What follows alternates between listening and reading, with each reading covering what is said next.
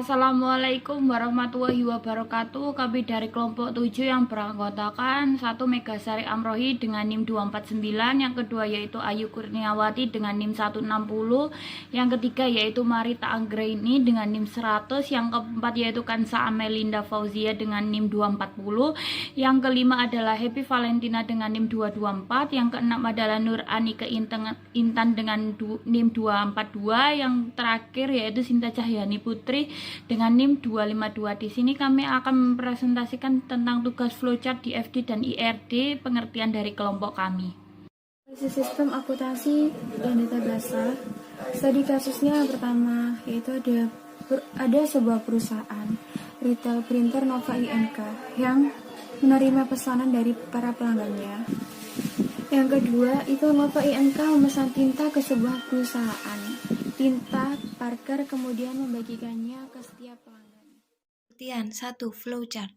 Flowchart adalah penggambaran yang dilakukan secara grafik dari langkah-langkah dan urutan prosedur dari suatu program. 2. DFD. Data Flow Diagram atau DFD adalah suatu diagram yang menggunakan suatu simbol dalam menggambarkan sebuah arus sistem. 3. IRD. Entity Relation Diagram adalah salah satu model yang digunakan untuk mendesain database dengan tujuan menggambar data yang berelasi pada sebuah database. Untuk flowchart ini, yang pertama-tama dimulai dari start yang bisa diartikan ketika pesanan datang, maka perusahaan wajib mencatat pesanan yang masuk. Yang kedua yaitu mengecek kartu stok. Kartu stok ini berisi tentang jumlah barang tersisa atau apakah barang tersebut siap untuk dipasarkan. Yang selanjutnya, memeriksa kembali kelengkapan barang pesanan. Setelah semua dianggap lengkap, maka perusahaan akan membuat surat permintaan barang. Pertama-tama, admin membuat surat permintaan barang. Selanjutnya, membuat surat order barang. Selanjutnya, surat order barang dibagikan ke supplier. Pemrosesan data. Selanjutnya, data selesai. Selanjutnya, saya akan menjelaskan mengenai bagian gudang. Setelah SOB atau surat order barang telah dibuat oleh perusahaan, maka dengan waktu bersamaan perusahaan juga harus membuat faktur pembelian atau FP dan surat jalan atau SJ.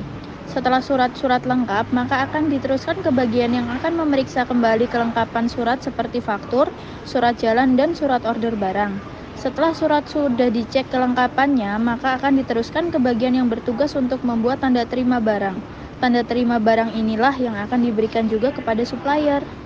Assalamualaikum warahmatullahi wabarakatuh. Perkenalkan, saya Ayu Kurniawati Ablan. Pada kesempatan ini saya akan menjelaskan tentang data flow diagram atau DFD. Alur bagian yang pertama, distributor mengirimkan daftar pesanan kepada staf Nova Inc. dikarenakan gudang distributor mengalami kekosongan.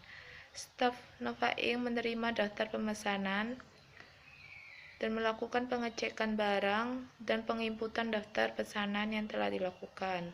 Staf Nova Inc. mengirimkan daftar pemesanan tersebut ke sistem gudang. Gudang menerima daftar pemesanan tersebut dan melihat stok yang ada di gudang. Gudang kemudian melakukan pengonfirmasian kepada admin bahwa barang tersebut tersedia. Admin mengirimkan barang tersebut kepada pelanggan. Pelanggan menerima barang tersebut berdasarkan daftar pesanan yang telah ia lakukan. Yang terakhir yakni IRD. IRD menurut pengertian dari kelompok kami dibagi menjadi 4, yaitu transaksi, membeli, barang, dan menjual. Yang pertama yaitu transaksi. Transaksi terdiri dari 4 elemen, yaitu dari nama transaksi, tanggal, kode barang, dan identitas. Nomor terdiri dari nama pemesan, tanggal pesanan dibuat, kode barang yang akan dipesan, dan identitas pemesan. Kalau semuanya sudah lengkap, akan diteruskan ke pembelian. Pembeli akan mencatat nama, alamat, dan nomor teleponnya. Jika semua dirasa sudah lengkap, maka akan disalurkan ke bagian barang. Di sini akan melalui pengecekan yaitu satu kode barang, yang kedua stok, yang ketiga yaitu nama barang, yang keempat adalah harga. Di sini akan dicek kode barang tersebut dan kemudian dicek stok barang yang tersisa, nama barang yang akan dipesan, dan harga yang sudah ditetapkan. Jika semua sudah dicatat dan lengkap, maka akan diteruskan ke penjualan. Di sini ada staf yang akan menghandle penjualan dan akan diteruskan kepada pembeli.